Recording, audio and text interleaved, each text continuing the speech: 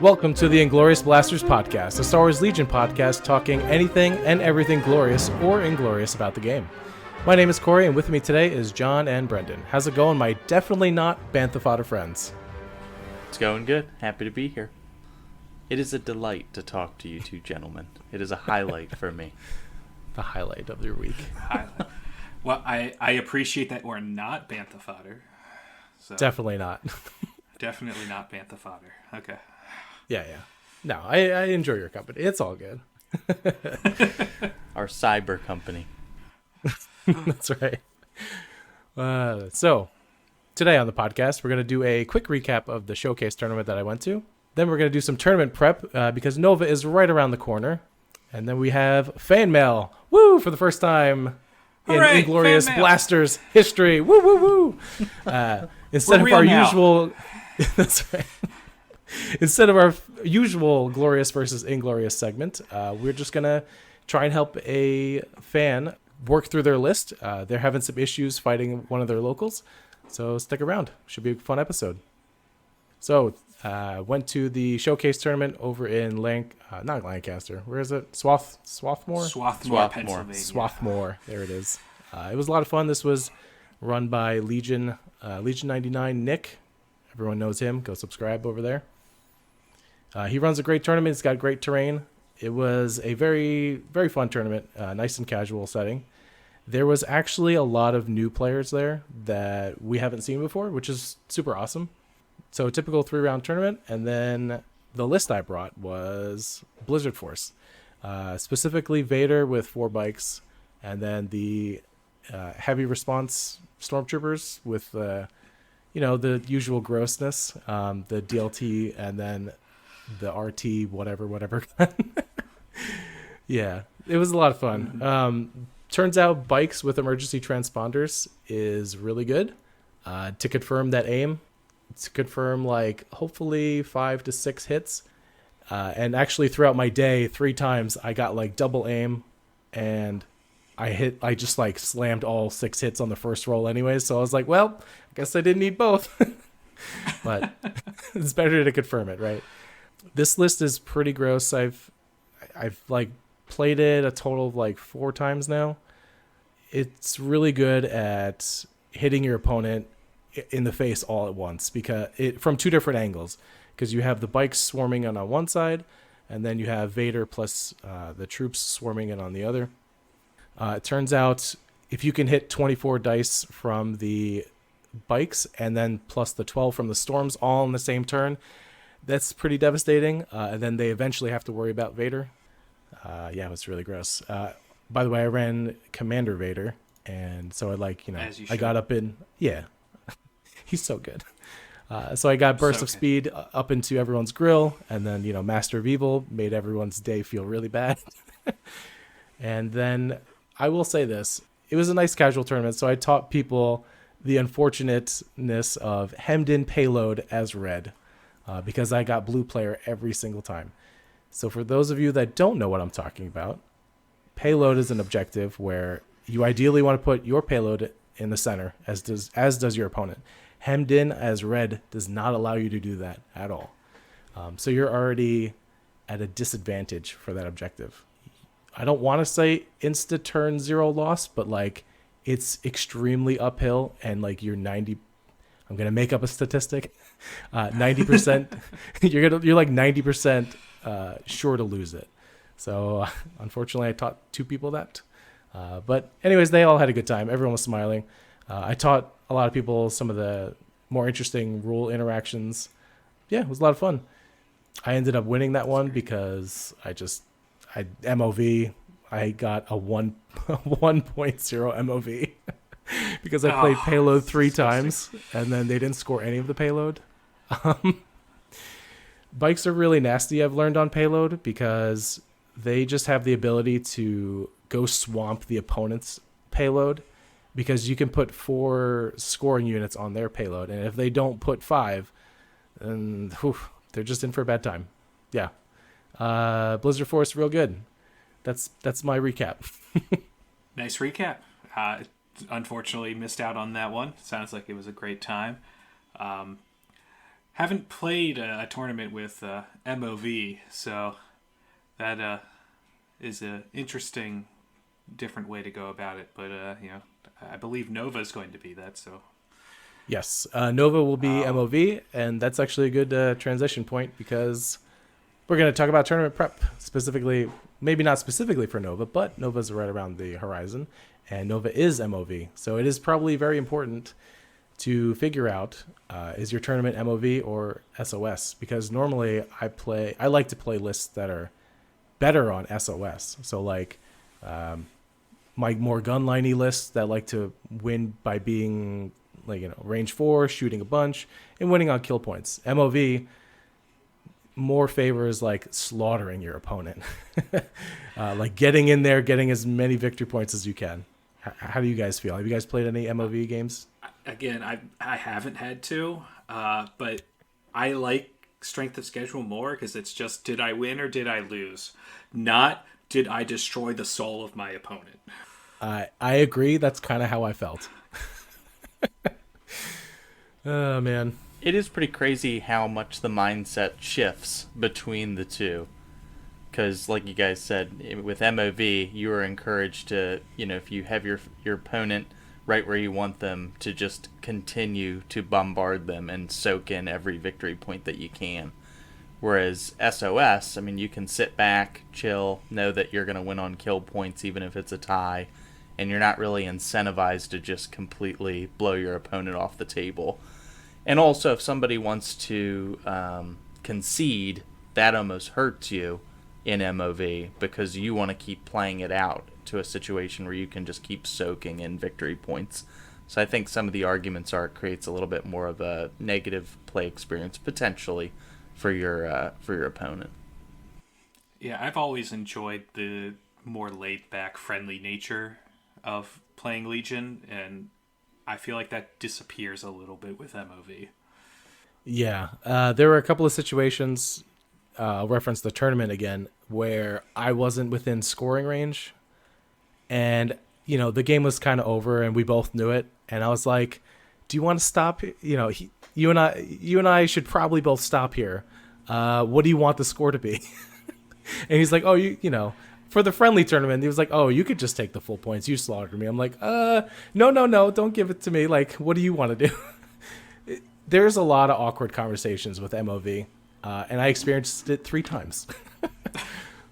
So I agree with both points from you guys. SOS is a lot friendlier, and you could usually call the game, and it's out of your hands. Your extra tiebreaker points, right? It's out of your hands, which I much prefer. Yeah, if nothing else, I mean, I know I heard it on another podcast. I can't remember which one. I've listened to so many this week, but they just said, with strength of schedule, you're then cheering for the guy that you've just beat to continue to do well, and I love that aspect of it. You want whoever you beat to continue to do well, because then it helps you. Where Absolutely. MOV, I found that same experience at Adepticon. All my opponents, that I played, I was like, "All right, how'd you do? Did you win? Please tell me you won." Yeah, I'm like, "Yeah, buddy, you won. Awesome." It's a lot of camaraderie that way, so I definitely prefer SOS. How about we get more into like nitty gritty of how to prepare for a tournament? Like, how do you prepare a list? What are you looking to do? John or Brendan, do you have any first thoughts of like prepping for a tournament? Well, my first thoughts for prepping for a tournament doesn't even go to lists or anything. It's partially you have to decide what you're going to make, but then how are you going to get it there and transport it easily?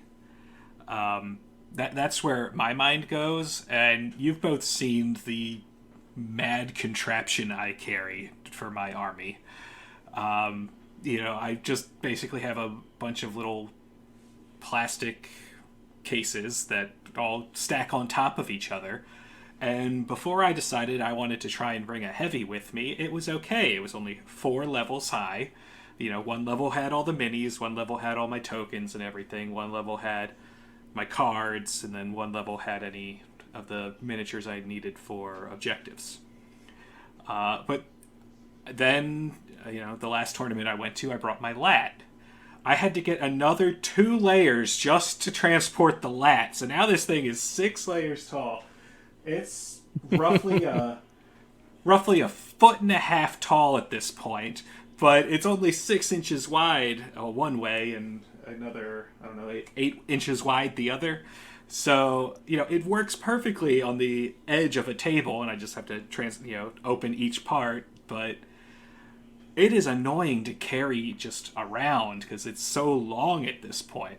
Yes. If I add much more to it, it's going to touch the ground while I'm walking. John, what about you? How do you transport your stuff? I pretty much just have it in one of those, what are they called? The battle foam? Is that what the actual... you have a... Is that what the container itself is called, though, or the contents of it? Or is the whole thing considered battle foam? John, Yes. you bought it and you don't even know, but yes. Battle Foam is the company. It's just they make like bags, like usually durable bags, and then they have a bunch of foam inserts that you can insert your armies into, and they have special cutouts for all that stuff. Yep. I wasn't sure if the contents of the bag was called the battle foam, and then the bag itself was something completely different.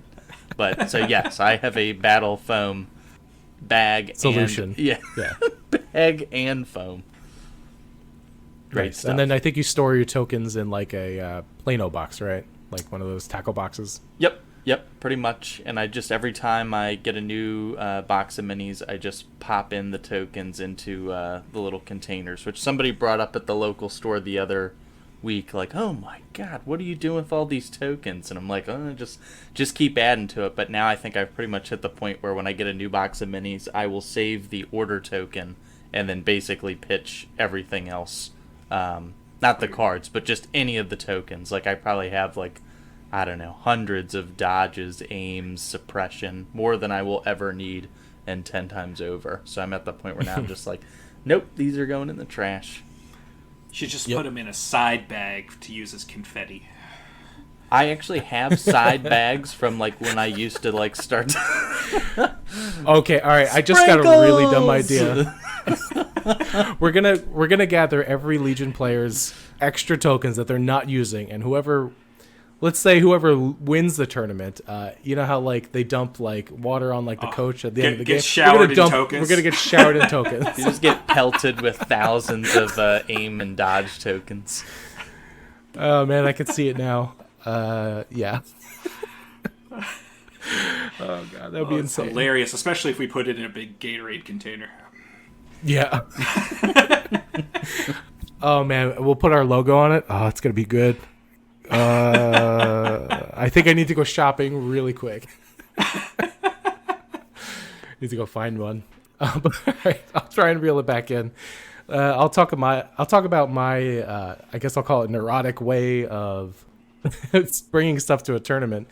So I'm like a player that likes to be as minimal as possible. So meaning I'll find like the smallest Plano box or tackle box that can like hold just enough tokens that I need to play the game that I, to play the list that I'm trying to play. And usually what I found is the dollar store or like the Dollar Tree has like these small automotive in the automotive section, I believe it's in, these small Plano boxes, and like they're perfect. I love using them. I bought like a ton of them because they're only $1. And one of those is usually enough for me. And then in order to store and transport my minis, I magnetize all my miniatures. So on the bottom of the bases, I have little small 6x2 millimeter, like I think they're called like fridge magnets or whatever they're called. And those work out really well. I used to do the foam thing. Didn't really like it. It was a little bit bulky. And then I also magnetize. So yeah, I really like the magnetized solution. And then where I struggled a little bit is like, how do I transport my magnetized minis? I had like this big battle foam bag that had like pull-out trays that were magnetized, but that was too big. So I just bought a literal baking tray with a handle on it, and it's the best thing I've ever bought. Every other tournament solution for myself that didn't really work. So yeah, just a baking pan with a lid. and it has a handle. It's pretty sweet. The only trouble I get into is when I bring my AAT. That I usually have a battle foam cut out specifically for that, because there's no good way to transport that either. Any big vehicle, a little difficult. I'll just say good luck. Alrighty, John, what's another thing that you might end up doing for tournament prep? Typically I like to play the list that I intend on taking with me, or at least we'll say 90% of what the intended list is going to look like. The other 10% being I might shift and upgrade around here and there, but there's no real major changes to the archetype. And I try to get, 5 games is, 10 would probably be ideal realistically. 5 is more realistic on the higher end of the spectrum of actually what would be feasible, but a minimum of 3 games, I would say, which is probably why I ended up playing Padme Wookiee for so many tournaments, because I just never had enough time to play test something else where I felt comfortable going into a tournament with like a completely different faction or list within the Republic, which is what I play primarily. And especially if it's like a bigger tournament like PAX or ACO, you definitely want to play something that you know how it functions. And I always like to think like, will I be able to play this list if there's a round 3 or 4 game that's going to take place? Like, how autopilot can I pilot the list?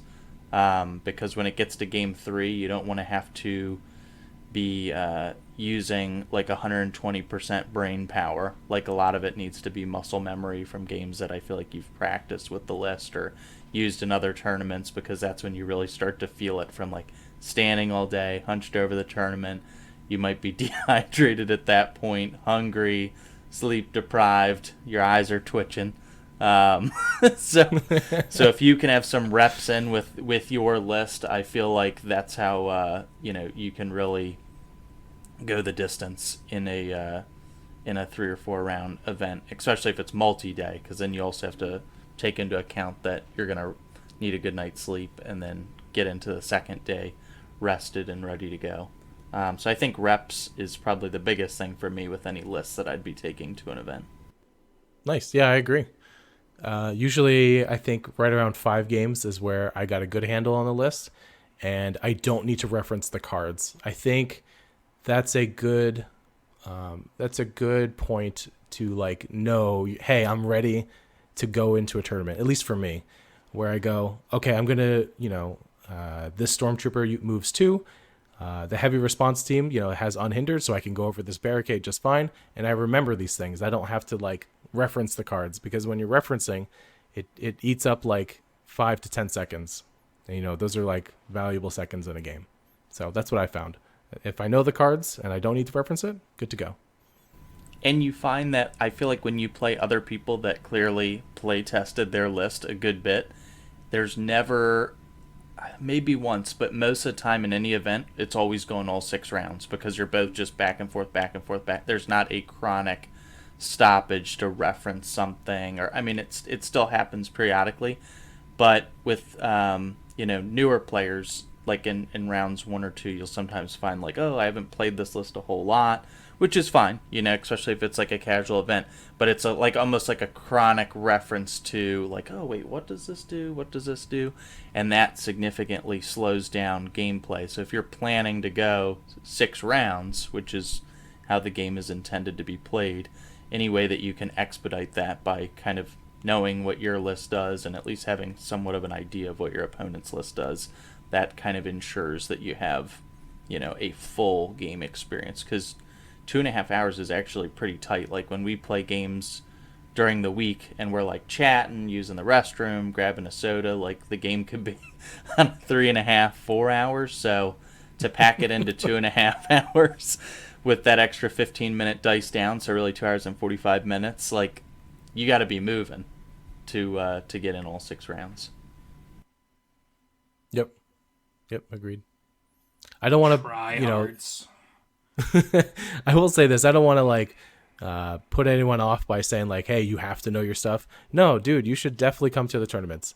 Everyone's going to be nice and everyone's going to be friendly, because the Legion community I found is pretty awesome. Yeah, I rarely practice a list before a tournament. So Yeah, see, there you go. We have maybe monsters that's why like I've never Brendan. made top 8. That's probably why I've never made top 8. Yeah, no, I mean, I tend to play like 50% units with upgrades I'm familiar with, and then the other 50% I go, this could be fun. So, because most of the time I get to play is at tournaments. So, it gives me a chance to try stuff. Do I like it? Do I not? I'm getting my games in. Yeah, there you go. Yep. Yeah, and just to echo what Koray, by no means am I saying, like, if you have to reference your card, like, the other opponent is going to be annoyed. I'm just merely saying, if you play a couple games with your list, it is, in an ideal situation, at least what your stuff does, so it cuts down on the amount of reference. Right, exactly. Let's see. One thing I will bring up is personal care, meaning please drink enough water. I'm not talking about BO. Like, please, just you should know that. Personal care meaning like you need to drink enough water. I have a water bottle that is like 64 ounces, and it has like time reminders. I think if you search it on Amazon, it's called like motivational water bottle or something like that. It looks ridiculous. So for example, on it says at 7 a.m. good morning. It says at 3 p.m. you're feeling awesome, right? Like these are like little tick marks that you're supposed to get to throughout the day. And I find that, I'm not the smartest when drinking water, and I probably need a reminder, especially during a tournament day, when I'm like just generally focused on like the game. And that's where I want to put my brain power. I have a very quick and easy reference point of like, hey, did I drink enough water? So like, it's like 3 o'clock and I'm like, and I'm at like the 11 a.m., tick mark. I'm like, oh, probably should drink water. So a little neurotic, but that helps me a lot. I also like to bring snacks like Cliff Bars. They fill you up pretty nice. Those are probably my personal care ones. And then please have a comfy pair of shoes. That helps a lot. And then take a sit break whenever you can. I found that in my first 2 tournaments, I didn't really sit, and like I felt awful. And I was like, what's going on? But like during your opponent's turn, like take a sit. It's like a free minute or 2 minutes of sitting. And I found that like it helps me a lot and helps me get further into the tournament with being less exhausted. Personal care. Watch out for yourself. Yeah, I mean, you're basically going to be standing for anywhere between 10 and 12 hours if you never take a sit break. And you're going to be standing hunched over a table, measuring things, moving your guys around. So, like... My back hurts talking about it. Yeah, I was going to say Advil, huge. I would bring a couple Advil. Oh, that's the other one. So if you get a headache, backache, leg pain, whatever it is, you have some way to combat that. Yeah. Let's see. Any other tips that we can offer the folks at home? One last tip is make sure you have a general idea of command cards that you might see from opponents. You don't have to know the full intricacies of it, but if you see such and such character across the table, know that their cards could be an option and have a general idea of what they are. Right, exactly. If I see Han across the table and, we're in a situation where I want to go first and Han wants to go first, I know I'm not going to win that because he's got that 0 pip. So general information like that, you don't need to know what the card does. Just know Han's going to go first. I agree. It's a good one. Sorry about the mess. Sorry about the mess. That's the name of the card. Thank you. I totally forgot. See, general information. Han's got a 0 pip. You don't even know what you're talking about. Do I even play this game? Anything else, John? Or did we hit all the highlights? I think you hit everything. I mean, I was going to say about being hydrated and having some like Cliff Bars. I think that's huge. The water especially. Definitely water. Please drink water. Yep. Please drink water. Lots of water. Lots and lots of water. Cool. With that, how about let's go over to a fan mail section. Whoop woo. Brendan, how about I hand it over to you? Yeah, so we got our first email question. Very exciting. from Tyler. And first of all, he found our podcast and he's binged through them. He's enjoying it, but he wants our help. What's the best way to counter a list? A local's been running this list for a while and is on a tear. So how do we think we would handle this list? So the list in question is 795 points, 10 activations, general Veers with aggressive tactics, strict orders, and electrobinoculars, 2 stormtroopers with T-21s, medical droids, targeting scopes, and concussion grenades, 4 stormtroopers with T-21s, specialists, targeting scopes, and concussion grenades, and 3 E-webs with comms jammers. The command cards are maximum firepower, ambush, push, pinned down, imperial discipline, coordinated fire, and the battle deck is battle lines, long march, major offensive, advanced positions, key positions, payload, breakthrough, sabotage, clear conditions, minefield, fortified positions, and rapid reinforcements. According to Tyler, this list in his local area is defeating regularly Rebel Op Luke DLT, Rebel Airspeeder, Republic Wookiees, CIS Maul B2s, CIS AAT B1s, Shadow Collective Pike Spam, Empire ATST, and Empire Iden ISF. Apparently this player tends to play as a castle with an E-web in the middle and anchoring on each end, taking a lot of range 3 shots because that's his whole list. If he can't take the shots, he moves and shoots or does a double move. Hands out lots of aims because he's got Veers with electrobinoculars, and not to mention all the specialists to give aims to the stormtroopers. And everything either surges to crit or has critical 2. So a lot of crits happening. And all the stormtroopers have targeting scopes with T-21s, so they are not only crit 2, but they are precise 2. So they are re-rolling a lot of dice. It's an interesting list. It's a very interesting list. Some things we don't know, just to preface our conversation. We don't know if these are some heavy cover tables or if they're pretty open, looking like Naboo, the Naboo planes or the Gungans fought the droids. No idea. So with that in mind, this list only has a 5-point bid.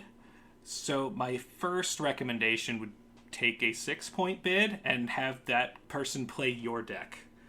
That might be all you really need. Play something where they have to come to you, and maybe play something with a little bit more range.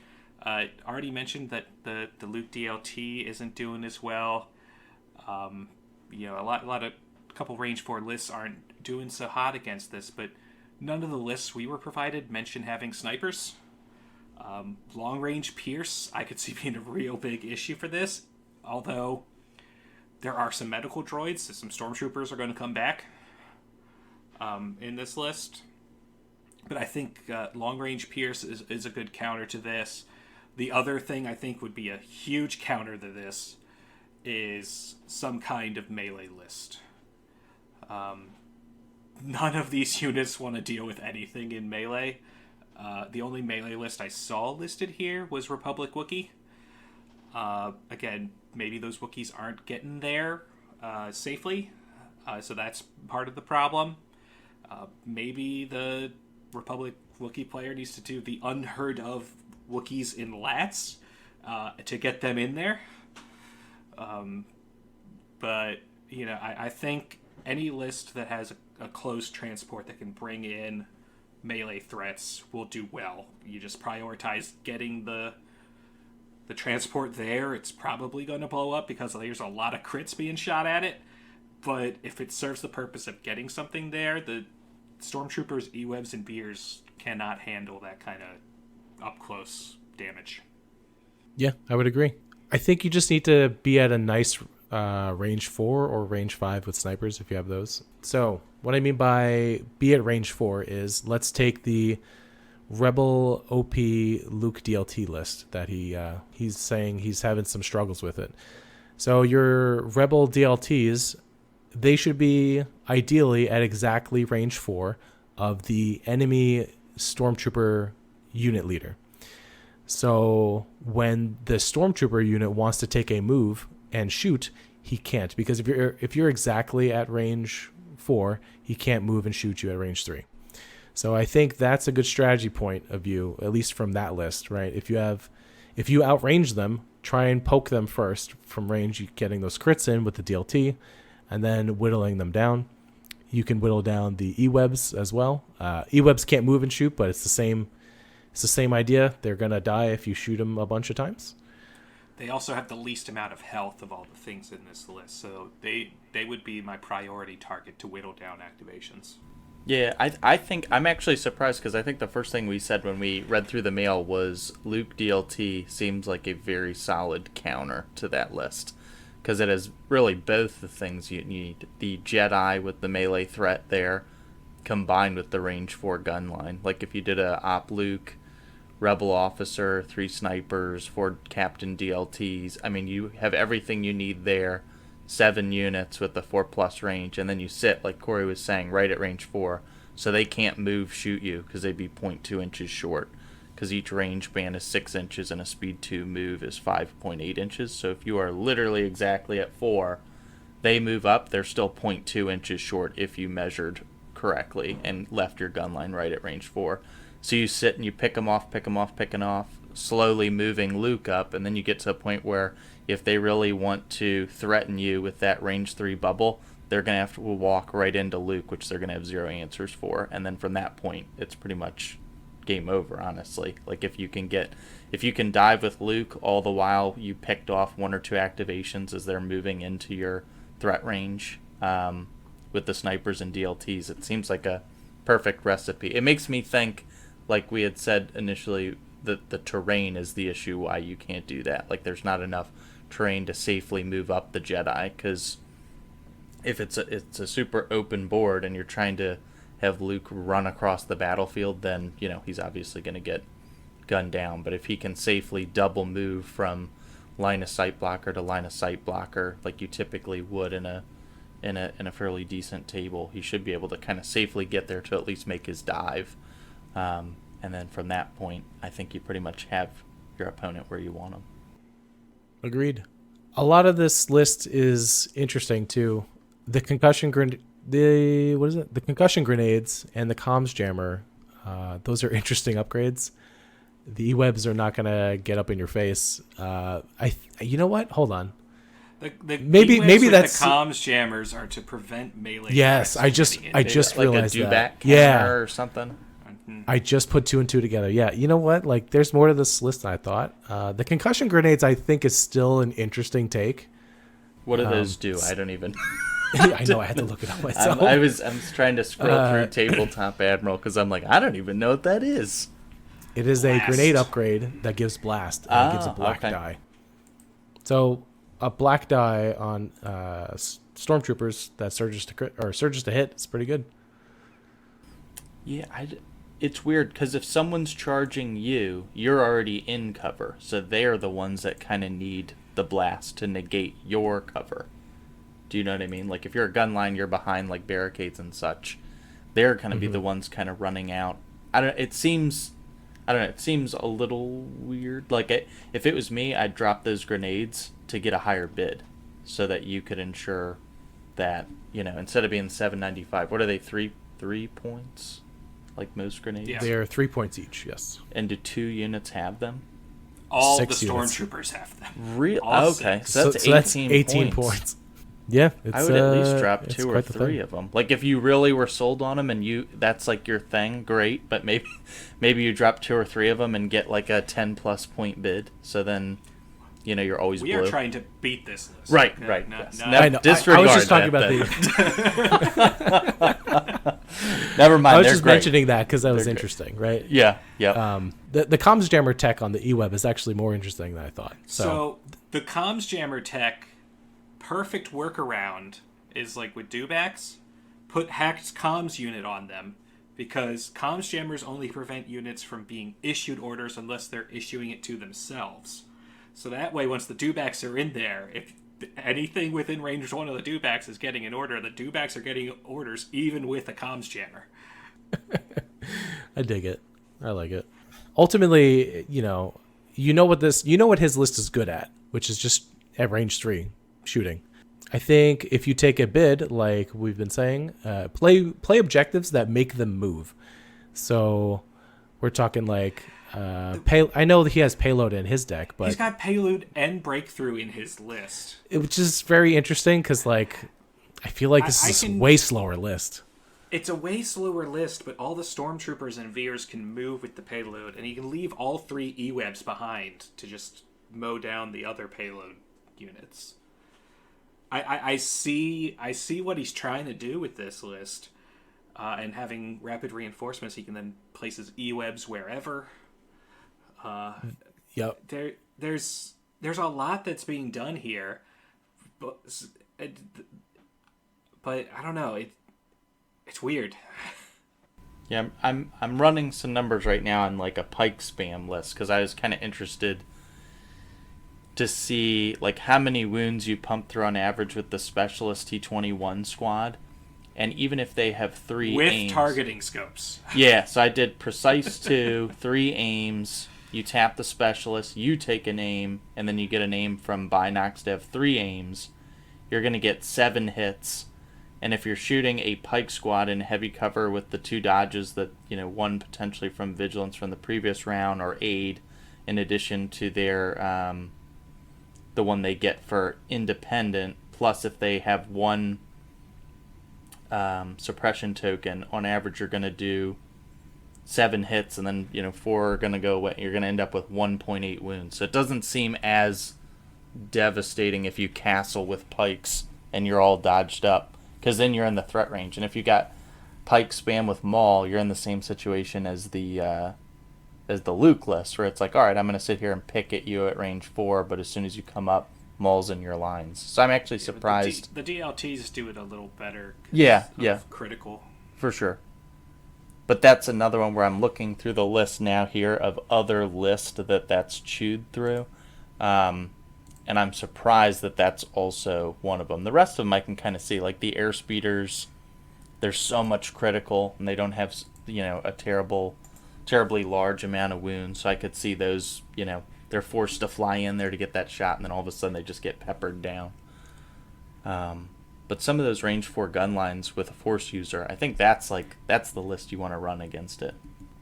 Yeah, again, that or a melee skew. I think one of the things that's throwing me off, besides how crit heavy this list is there's still 2 medical droids in there to bring back units.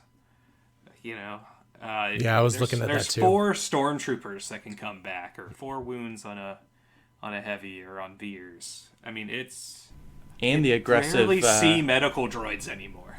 Yeah, and the aggressive tactics. That's there to basically give your guys surge on the defense, because they all natively have surge hit on offense.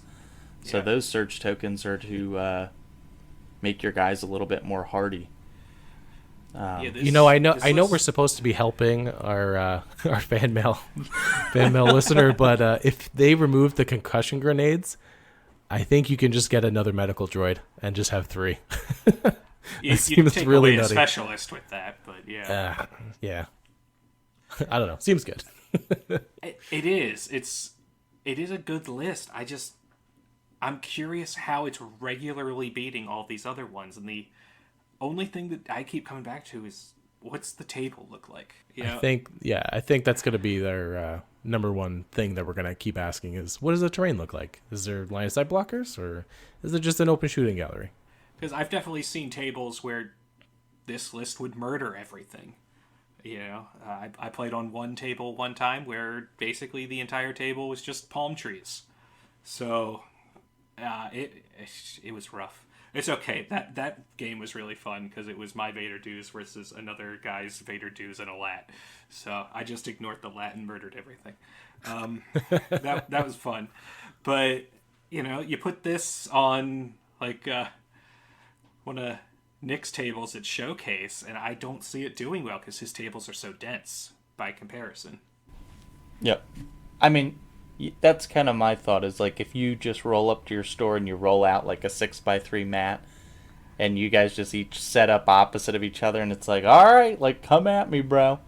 Then the force user argument goes out the window because he's not going to just like, all right, here I come, double move out to the center of the table. Oh, look at that.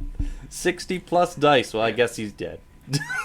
But again, just like one of the first points I made, for the list of lists that it's beating, none of them have transports. So I think that is something worth trying against this list, because your transport's going to blow up, but you're going to get units in there to murder those stormtroopers and E-webs and Veers. Especially if you have lightsabers. When you put a Black Sun in any transport, right? That's pretty devastating. I would try that. You'll probably end up murdering them. Yeah, bring two, a Black Sun in one bus, and in another bus put Maul. Bring Maul. Maul just gets delivered right in the middle of them. He's going to murder everything. Yeah, or you could throw him in the Empire as well. You could do it with Vader in the lat. Vader in the lat. As I said, the highly unlikely Republic lat. It does exist, believe it or not. There is a lat in Republic. I mean, you could deliver Obi-Wan and Anakin in lats. It could. I don't think it'd be great, but it would probably murder this list. Yeah, just get him in there, right? So let's talk about really quick. What's the most effective way once a Jedi or a melee user is like dug in? Let's talk about Jedi. So when you get in there, you want to ideally get into a unit that's already activated. Or if you could stand by.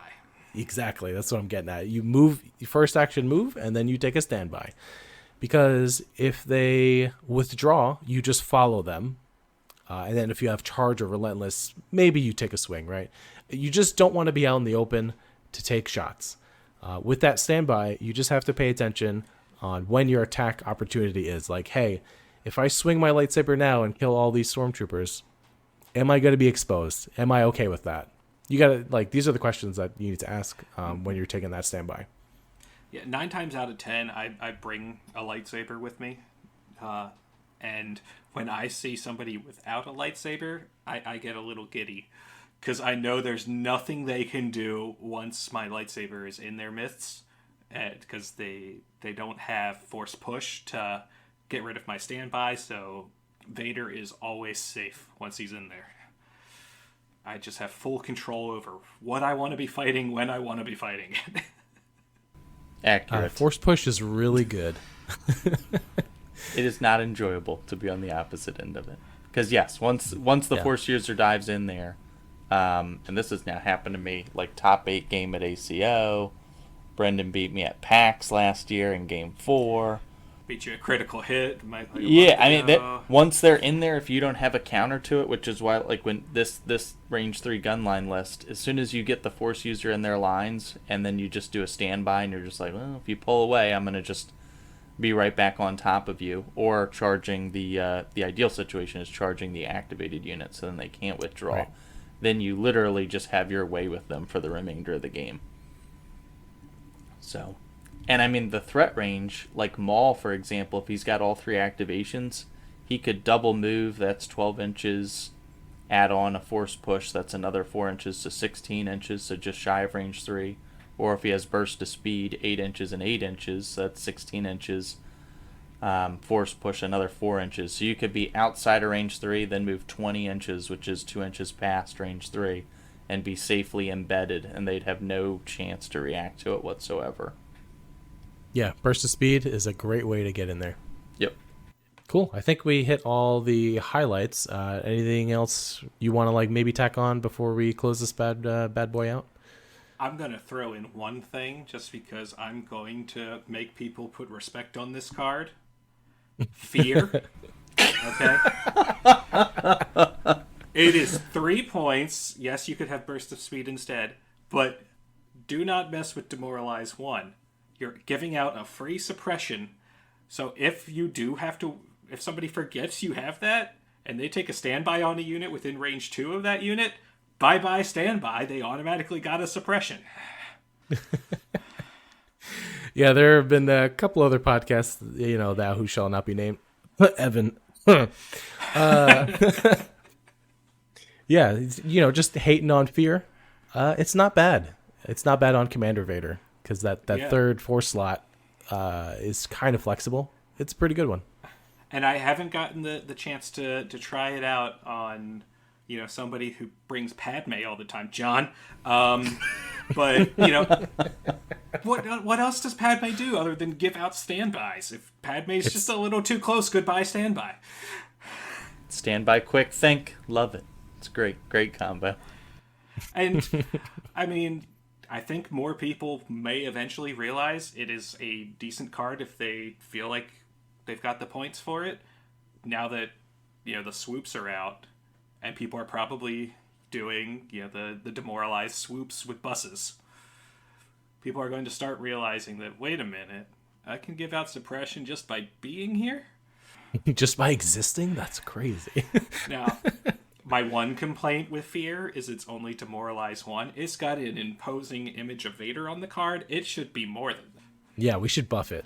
Demoralize at least 3. I mean, isn't that what all the swoops are getting with the raiding party leader? Demoralize 3 or something? Or is it only 2? I can't. I think it's 2. We can quickly right, look I have to look this up now. Oh, it's all demoralize 1. Okay. Demoralize 1. All right. but still.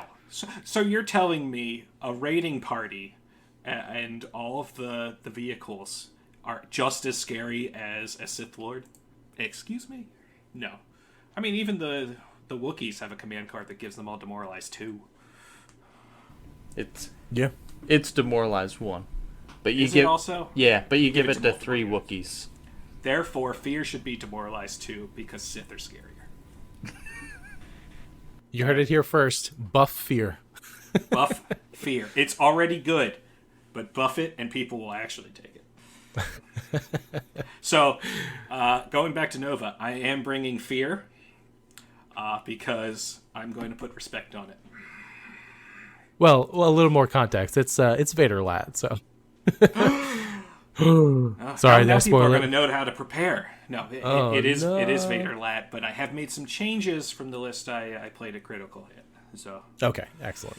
It did some work over there at Critical, so it did, and the scariest list was John's. So I feel like the changes I've made will help with anything other than a Wookiee spam. That's right. So, in summary, for the fan mail, we can chalk it up to things that need to be addressed and or added to counter that list would be range 4 weapons, a Jedi, transports, melee threats, and ideally being blue player, causing it to need to move and use your objective deck. Less ideal objectives and deployments. Less ideal objectives. Yes. Yep. Yes. Tyler, thanks for being a listener. We appreciate the email. Yeah, if you have a question or just want to send us some fan mail, please do so at swlingloriousblasters@gmail.com. If you think one of our judgments is wrong, tell us. We want to know. Want to give us some smack talk? There you go. That's your avenue. Subscribe to our YouTube page, Inglorious Blasters. Subscribe/follow on your preferred podcasting app. Consider giving us a rating and maybe leave a review. It would really help us out. We're on Instagram as well at SWL Inglorious Blasters. We're also on Facebook, the Inglorious Blasters, a Star Wars Legion podcast. And we have our Discord. If you would like to access our Discord, we do have a link on our Facebook as well as our Podbean homepage. Or if those aren't working, just message us. You can either send us an email, message us on one of those, or you can also find us on the main Legion Discord. We've changed our names to whatever our name is, and then after that, Inglorious Blasters. So you should be able to find us there, and you can then message us. Alrighty, everyone. Stay glorious. I'm Koray. I'm John. I'm Brendan. I carry too much around with me.